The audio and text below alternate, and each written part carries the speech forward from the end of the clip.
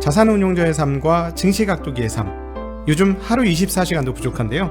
흑삼 전탕 먹은 날과 안 먹은 날은 방송에서도 티가 납니다. 잃지 않는 건강 흑삼 전탕. 자, 오늘도 한 포 마시고 시작하겠습니다. 도기마을 분들도 이제 흑삼 전탕으로 설계하세요.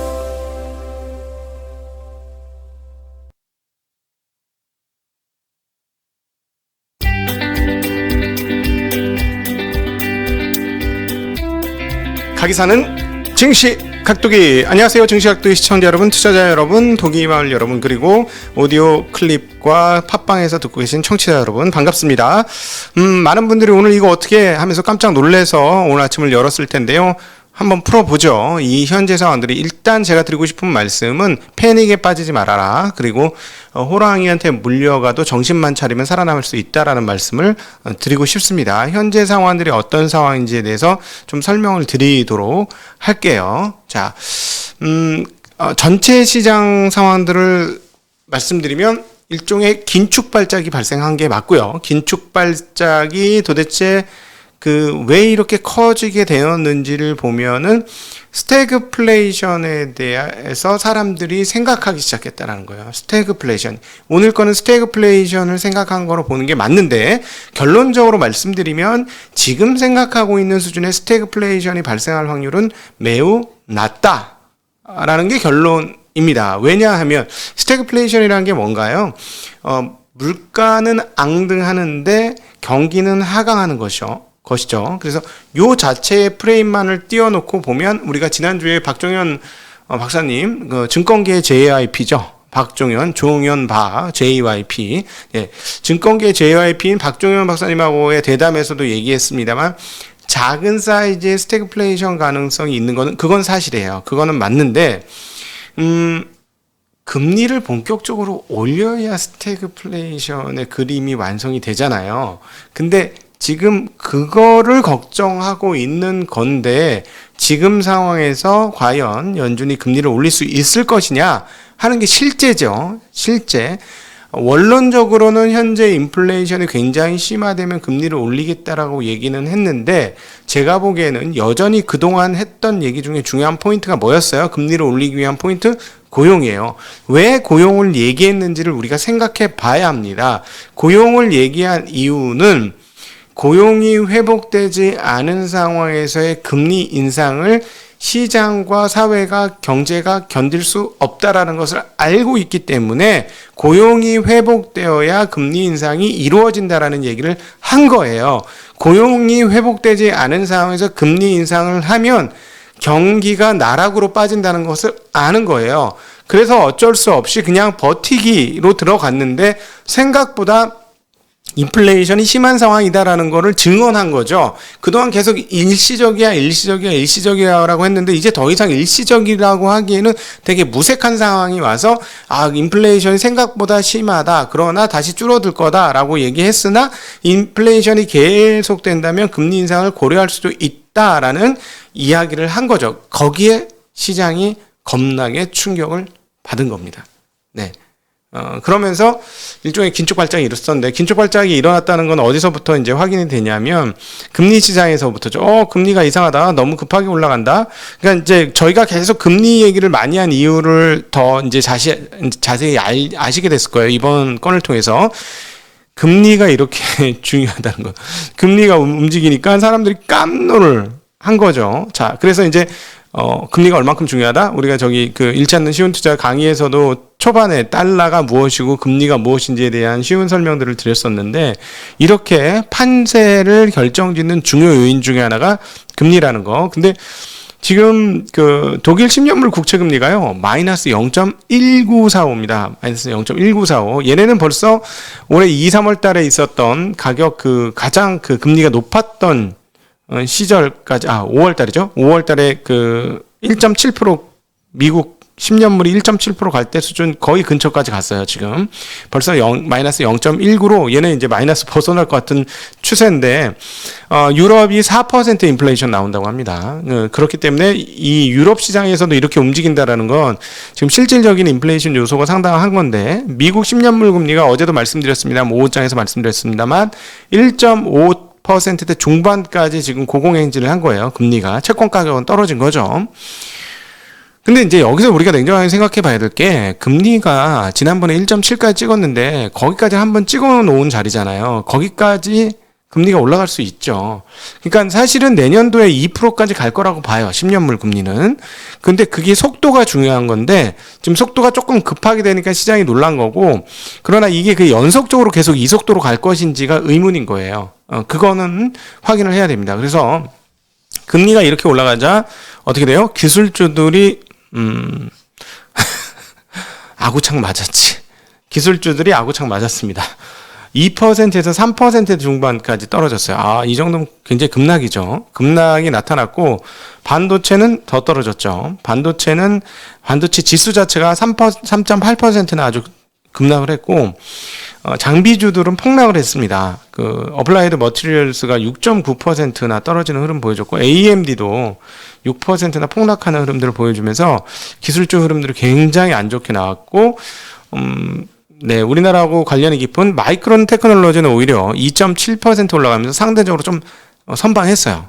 그렇게 많이 안 빠졌고, 인텔은 1.2%, 칩을 직접 만드는 회사들은 오히려 하락폭은 조금 그렇게 크진 않았습니다. 자,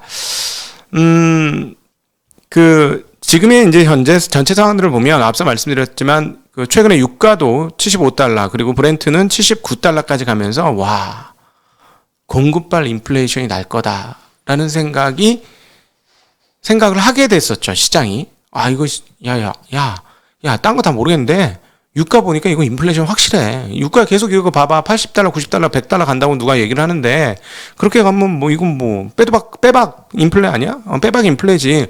근데 빼박 인플레인데 그러면 연준이 금리를 올리겠어, 안 올리겠어? 저렇게 지금 안 올린다고 해서 설마 안 올릴 수 있을까? 그렇게 되면 올리지 않을까라고 생각을 하던 참에 금리를 올리겠다는 얘기가 귀에 들린 거. 설마. 애인이 나한테 화가 났는데 설마 뺨을 치겠어 했는데 뺨을 딱 맞은 거죠. 그래서 띠용 한 게 지금 오늘 시장의 상황이다. 띠용 한 거예요. 그러나 우리가 이제 본질을 여기서 좀 더 파악을 해야 되겠습니다. 본질을 파악하면 일단 말씀을 드렸으니까 유가부터 정리하고 갈게요. 지금 유가는 소폭 떨어졌습니다. 그러니까 이 정도 소폭 떨어져가지고는 그동안에 우리가 가지게 되었던 인플레에 대한 생각을 낮추기에는 역부족이죠. 지금 $74야. 그래도 고공행진인데, 근데 백워데이션 나기 시작합니다. 백워데이션이 뭐냐면 선물 가격이 현물 가격보다 낮은 것을 백워데이션, 그리고 선물 가격이 현재 가격보다 높은 것을 콘텐코라고 하는데, 일반적으로 콘텐코 약간이 맞아요. 왜냐하면 롤오버 비용 등등등 감안해 보면 약간 콘텐코가 나오는 게 맞는데, 백워데이션이 나왔다라는 건 미래의 현재 가격보다 가격이 떨어질 거를 상당히 많이 반영하고 있다 라고 보시면 되겠어요. 어제 우리 한국 시장도 백워데이션이 꽤 나왔었죠. 한국 시장 제가 그래서 백워데이션이라서 프로그램 매도로 얻어맞았습니다 라고 말씀을 드렸었는데, 이 백워데이션이 404.90, 선물 404.90에 코스피 406.20으로 약 1.3포인트 정도 백워데이션이 나왔는데, 10포인트 정도 지수가 빠질 거라고 예상하는 정도라고 보시면 되겠어요. 지금 한국 시장은 어제 종가 기준으로 이거 10포인트 정도 더 빠져야 된다라는 생각을 시장이 하고 있는데, 오늘도 이 선물 가격이 현물 가격 대비 더 많이 빠진다면 연속적으로 하락, 이게 좀 좁혀든다면 조금 무마, 이런 정도로 생각을 일단 한국 시장 그렇게 해보시면 될 것 같고요. 다시 이제 미국 시장으로 넘어와서 그러니까 인플레이션에 대한 걱정이 금리 상승과 그다음 유가 상승을 더과 이렇게 맞물리면서 실제화 되는구나라고 생각한 거죠. 실제화 되는구나. 근데 지금 앞서도 말씀을 드렸습니다만, 큰 대전제로 본다면 원칙상으로 이렇게 인플레이션이 심하면 중앙은행들은 당연히 금리를 올려야 되는 거예요. 그런데 금리를 실제로 올릴 수 있으려면 고용이 회복돼야 된다라는 거가 그동안의 얘기고, 원칙적으로도 그게 맞을 겁니다. 그래서 말은 그렇게 했지만 실제로 그렇게 할 것이냐, 그래서 진짜 증언이 어떻게 될 것이냐라고 모두에서 제가 말씀드렸던 게 그 실제 증언이 그렇게 나올 것인지 궁금하다라는 말씀드린 건 그 측면이에요. 아마도 이렇게 발표문, 지금 이거는 상원에 발표하기 전에 발표문이 나온 거를 보고 해석을 한 거잖아요. 실제 발언에는 이 정도의 강도는 아닐 것이다라고 일단은 보여집니다. 어쨌든 시장은 종가 기준으로 최저가 부근에서 마무리되어서 굉장히 그 충격을 많이 받은 상황인데요. 지금 파월 의장의 발언들 내용을 한번 살펴봐야 되겠죠. 상원은행주택도시위원회 증언에 앞서 발표한 자료입니다. 은행주택도시위원회예요. 은행주택도시위원회. 인플레이션이 완화되기 전에 앞으로 몇 달 동안 높은 수준을 유지할 것 같다라고 얘기했습니다. 현재 인플레가 예상보다 더 크고 오래 지속되고 있다라는 얘기를 했고요. 그러나 결국 이 인플레이션은 하락하면서 장기 목표치 2%로 내려올 것이다 라고 이야기는 했어요. 근데 뭐라고 또 얘기했냐면 인플레이션이 완화되기 전에 앞으로 몇 달 동안 높은 수준을 유지할 것 같다 라고 얘기했습니다. 네. 그러면서 연준이 인플레이션에 지속적으로 대응하겠다 라는 얘기를 했어요. 자, 이 부분에서 이렇게 되는 거죠. 그러면서 또, 인플레이션 상승은 공급 병목 현상이 악화되었기 때문이다 라고 얘기하면서 인플레이션이 완화되려면 공급 차질이 완화돼야 한다. 그러면서 최근의 인플레이션 상승은 대부분 매우 작은 카테고리에서 나온 것이다 라고 얘기했습니다. 이게 딱 작은 카테고리라면 바로 들리는 데가 있죠. 처음에는 목재부터 시작했고, 그 다음 중고차 시장이 나왔는데, 지금 그저께 김로코 휴대폰 쪽 애널리스트하고 제가 연합인포맥스에 나가서 대담은 아니고, 하여튼 말씀하시고 질문하고 하는 과정에서 여러분들이 그걸 보시면 느끼시겠습니다만 지금 상당히 놀라운 상황이에요. 어떤 놀라운 상황이냐면, 지금 삼성 대표적인 게 이제 삼성 휴대폰 사업부가 이게 대표적으로 병목 현상에 의해서 지금 얻어 터지고 있는 상황인데, 김노코 위원이 이렇게 얘기했죠. 상반기에 생각보다 왜 유럽 시장에서 갖고 와야 될 시장이라고 생각했던 하웨이의 시장을 삼성이 못 갖고 왔느냐라고 했을 때, 저가 모델에 사용되어지는 칩 확보를 제대로 못했기 때문이다 라는 얘기를 했어요. 저가 모델에서 확보해야 되는. 그리고 또 지금도 이제 삼성 휴대폰 사업부가 야심차게 준비했고 시장을 한번 뒤집을 수 있을 거리로 만들고 있는 폴더블의 상황이 스냅드래곤 888의 공급 제약으로 인해서 지금 제대로 만들 수 있느냐 하는 상황이에요. 자, 여러분, 삼성전자 장난 아닌 회사고요. 저희는 진짜 깜짝 놀랬죠. 물론 지금의 상황은 엑시노스에 뭔가 문제가 있는 것으로 보여집니다. 엑시노스 쓰면 되는데 엑시노스의 이야기가 안 들리고 엑시노스로 커버를 못 치고 있는 것으로 봤을 때는 엑시노스에 뭔가 문제가 있다라는 거 추정할 수 있는 대목이고요. 그리고 또 상황들은 뭐냐면 대단한 삼성전자가 공급망에서의 미스매치가 났다라는 상황이 되게 충격적인 얘기거든요. 그럼 이건 뭐냐면 지금 모든 서플라이 체인, 이 공급 체인망이 생각보다는 되게 예상을 깨는 상황들이 계속 벌어지고 있다라는 거죠. 그러니까 지금 연준도 이런 상황들이 발생할 거라고 생각을 못했고, 이게 그러니까 뭐냐면 팬데믹 상황들, 그러니까 코로나19에 의한 팬데믹 상황들이 예상하지 못했고 대비하지 못했던 일들이 대비하거나 예상하기 힘든 상황으로 전개되고 있는 것이다라는 거죠.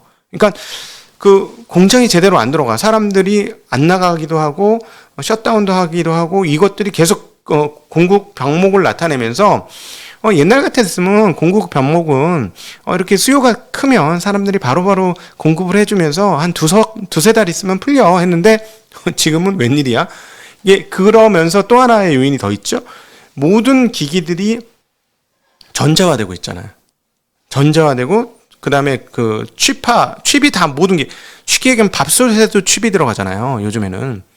냄비에 칩이 들어간다니까. 이게 있을 수 있느냐, 우리 옛날 생각으로 하면. 냄비에 칩이 들어가.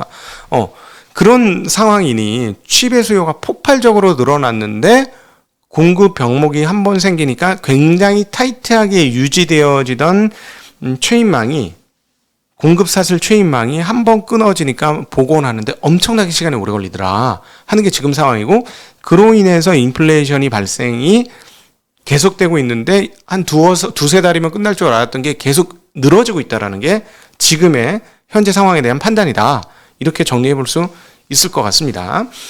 8월에 실업률이 5.2%였다라고 얘기하면서 이 수치는 고용 부족을 과소평가한 것이라고 얘기했습니다.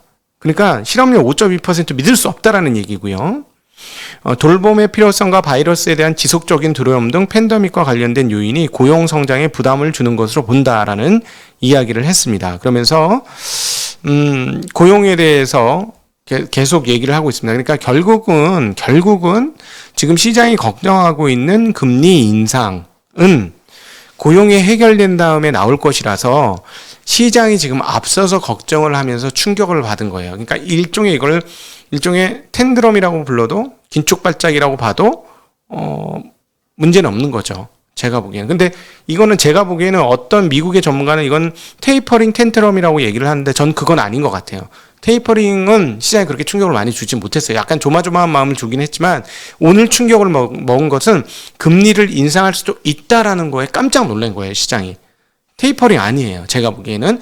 근데 금리 인상이 이렇게까지 놀란 건 뭐냐면 이미 금리 인상이 있어야 된다고 시장이 생각하고 있었어요. 왜냐하면 모든 가격이 올라왔기 때문에. 집값 올라오지, 석유값 올라오지, 임금 올라오지, 다 올라왔으니 여기서 금리 인상을 안 한다는 게 말이 돼? 근데 안 한대. 안 한대네? 이런데 금리 인상 한대. 그러니까 깜짝 놀랐는데 또 하나 부각이 되는 건 뭐냐면 경기는 안 올라올 것 같은데? 하면서 그것들이 혼합해서 작용했던 것이 오늘장이다 라고 보여집니다. 이 부분은 실질적인 증언을 통해서 회복될 수도 있어요, 단기간에. 그래서 그것까지는 감안을 하고, 단 흐름은 조금 바뀔 수도 있을 것 같아요. 왜냐하면 이번에 지난번에 1.7은 급작스럽게 올라가게 빠졌지만 금리가 10년물 미국 국채금리 기준으로 이번에는 유유히 계속 올라갈 것 같습니다. 금리가 유유히 계속 올라가기 때문에 지금 단기적으로 살짝 올라온 거는 빠질 수는 있지만 우상향의 그 방향성은 훼손되지 않을 것 같아요. 금리 우상향 방향성. 그래서 제가 채권 시장에 대해서 제가 채권 안 된다는 톤으로 계속 말씀드렸던 이유가 이거예요. 금리는 우상향하는 게 맞아요, 상식적으로. 저는 상식적으로 보자는 거예요. 그래서 우상향하는 게 맞기 때문에 그러면 어떻게 되냐면 미국 시장에서 약간 트렌드의 변화가 있을 수 있다는 것이죠. 기술주들은 장기 그 성장에 대한 할인율이 커짐에 따라서 오늘 이것까지는 설명 못 드려요. 왜 그런지. 기초적인 내용이니까. 장기 성장률의 할인폭이 커지면서 성장주에 대해서는 시각이 조금 경색이 될 것이고 좀 낮아질 것이고, 반면에 시간이 지날수록 이제 컨택과 관련되거나 이런 주식들, 전통 주식들은 회복이 될 거라고 여겨지면서 조금 이쪽으로 방향성이 좀 틀릴 겁니다. 그 상반기에 있었던 일을 다시 한번 우리가 경험하게 되는 그런 식으로의 변화가 가능할 것이다 라고 일단 판단을 하고 있습니다. 네. 그렇고요. 그 다음에 이제 부채한도 협상도 문제가 있어요. 이 부분을 이번 주 시작하기 전에 제일 걱정을 했는데, 이 부분, 워낙 파월 발언이 충격을 많이 줬기 때문에 이거는 약간 부차적인 것처럼 보여지지만 사실은 이번 주에 핵심적인 이슈는 이거였습니다. 옐런 장관이 낸시 펠로시 하원 의장에 보낸 서한에서 재무부는 현재 의회가 10월 18일까지 부채 한도를 상향하거나 유예하지 않으면 비상조치가 소진될 것으로 추정하고 있다라고 얘기했습니다. 자, 디데이가 나왔어요. 10월 18일. 자, 그때까지 이게 해결되지 않으면 시장은 좀 버벅버벅 할 것이다 라는 거 볼 수 있고, 우리가 그때 우리 나침반이 분석을 했습니다만 부채 한도 협상이 끝나고 나면 시장이 오히려 반등했다라는 거 알고 계시죠? 그러니까 10월 18일을 기점으로 보시면 일단 될 것 같습니다. 그러면서 이제 또 험한 얘기를 하셨죠. 부채 한도가 상향되거나 유예되지 않으면 미국은 초유의 디폴트 상황에 직면하고 미국 경제에 심각한 결과를 초래할 것이다 라고 얘기하면서 이 채무 불이행은 미국 경제에 파괴적 결과를 초래할 것인데 금리가 오르고 실업률이 상승하며 시장에도 문제가 발생할 것이다. 금융위기와 같은 재앙이 있을까? 무서워. 그래도 무서워 죽겠는데 이렇게 무서운 얘기를 하셨습니다. 자, 그래서 오늘 추가적으로 분위기가 더 험악해진 것이다라고 볼 수 있는데, 지금 제가 말씀드렸듯이, 이게 약간 그 단기적 충격이라고 여겨지는 게 위험 회피의 전형적인 방향성이 안 나왔어요. 자, 위험 회피라면, 야, 이거 이제 다 때려쳐. 이제 위험 자산 다 때려치고, 이제 안전하게, fly to quality, 안전 자산으로 달려가야 돼. 라고 한다면 뭐가 올라야 돼? 금이 올라야 되지 않을까요? 금값 떨어졌습니다, 여러분. 금값 떨어졌어요. 그러니까 이거는, 이 금리 발작에 의한 것이고, 금리 발작은 사실은 이렇게 우상향이 완만하게 되면 상관이 없었는데, 갑자기 툭 튀니까, 거기에다 금리 인상 추가로 할 수 있어. 라고 하니까, 갑자기 시장이 그 두려움이 환기되면서 놀란 것이다라고 볼 수 있어요. 진짜 두려워서 이렇게 빠지는 시장이라면 금값이 올라야죠. 그리고 엔화도 올랐어야 돼. 엔화도 올랐어요. 완전 안전자산을 우리가 엔화로 여기지 않습니까? 이 통화 중에서. 근데 엔화가 떨어졌어요. 달러가 더 오르고. 그러니까 이거는 금리 발작이라고 표현하는 게 훨씬 더 가까운 설명이 맞아요. 근데 이 금리는 단기적으로 슈팅을 했지만 발언에 의해서 또다시 누울 수가 있기 때문에, 그러나 장기적으로 우상향일 것이라는 게 제 의견이고, 그렇기 때문에 이건 단기적인 충격을 먹은 것이다라고 해석하는 게 훨씬 맞을 것 같습니다. 자, 미국의 주택 가격도 중요한 인플레이션 요소 중에 하나인데 7월 주택 가격 상승률이 역대 최고치를 다시 갱신했습니다. 코어 로지 케이서 실러가 집계한 7월 전미 주택 가격 지수는 연율로 19.7%. 그러니까 집값이 20% 올랐다고요. 10억짜리가 12억이 됐다고요. 연율로. 전달은 연율로 18.7이었는데 19.7로 올렸습니다. 전달 대비 1.6% 올랐고요. 그런데 이제 전월비 상승폭은 조금 줄어들었습니다. 이전 달에는 2.2% 전월비 상승했으니까 그거는 조금 누웠는데, 어쨌든 자료가 집계되기 시작한 87년 이후 최고치라고 얘기했고요. 9월 소비자 신뢰지수 컨퍼런스 보드가 발표한 거는 109.3으로 나왔습니다. 전달이 115였어요. 그러니까 그거보다는 상당히 많이 빠져서, 그 다음에 6월 최고점 128이었습니다. 128.9였기 때문에, 그 부분은 이제 시장에서, 이제 소비자들이, 이제 돈을 조금 덜 쓰겠구나라는 생각을 하기 시작했다라는 거. 오늘은 기술주들이 3% 가까이 빠졌고, 통신도 2.8% 정도 가까이 빠졌고요. 소비재도 2% 빠졌고, 에너지는 상승했습니다. 시간이 부족한데, 그래도 계속 말씀드릴게요. 중국 관련 뉴스가 나왔는데요. 중국 관련해서 블랙록이, 의견을 소폭 상향했습니다. 블랙록은 중국에 투자하는 그 거대 중요한 기관 중에 하나죠. 중국 투자 가능성을 조심스럽게 가늠하고 있다. 이런 맥락에서 투자 견해를 중립에서 평범한 비중 확대로 올렸다라고 얘기하고요. 3개 정책 기조에서 부양 조치를 중국이 할 것이다라고 얘기했는데, 통화와 재정, 규제 쪽에서 부양 조치를 할 것이다라고 이야기했습니다. 왜냐하면 성장 둔화가 정책 당국이 무시할 수 없는 수준에 도달한 것으로 보이기 때문이다라고 얘기를 했습니다. 네, 중국은 실제로 지금 돈은 풀고 있는 상황이죠. 네, 하여튼 중국의 주요 해외 큰손인 블랙록이 중국에 대한 투자율을 조금 상향했다는 뉴스도 드립니다. 여러분, 계속 모두의 그 시작하기 전에 오프닝에서 말씀을 드렸습니다만, 두려움에 떨지 마십시오. 두려움에 떨면 판단을 제대로 할 수가 없어요. 그냥 냉정하게 나는 과학자야 라는 생각으로, 나는 데이터를 정확히 읽어낼 거야, 데이터에 따라서 반응할 거야 라고 생각하시면서, 그 다음에 또 하나 빅스 지수 올랐죠? 제가 뭐라고 했어요? 빅스 지수가 오르면 올수록 투자자는 안심하면 된다라는 말씀 드렸습니다. 빅스 지수 고점이 주가 저점이더라 라는 말씀 드렸는데, 빅스 지수가 상당히 큰 폭으로 상승을 했습니다. 그것도 말씀드리고요. 자, 장기 시계열로, 지금 단기로 보시니까 그런데 6개월에서 1년짜리 이상의 긴 시계열로 보면 아직까지 시장이 우하향할 거라고 보기에는 조금 어렵다라는 게 일단 제 의견입니다. 자, 여러분 힘내시길 빌고, 겁을 먹더라도 조금 더 생각하고 나서 겁을 먹으시라는 말씀도 다시 드리고 싶습니다. 자, 오늘 그 긴박한 시간에 함께 해주신 여러분들께 진심으로 감사하고, 힘내시고 용기 내시고, 자, 우리 이런 흐름들 여러 번 했고요. 그리고 1년에 두세 번은 반드시 나오는 그런 흐름이라는 것도 다시 한번 말씀드리고 싶습니다. 힘내십시오. 안녕.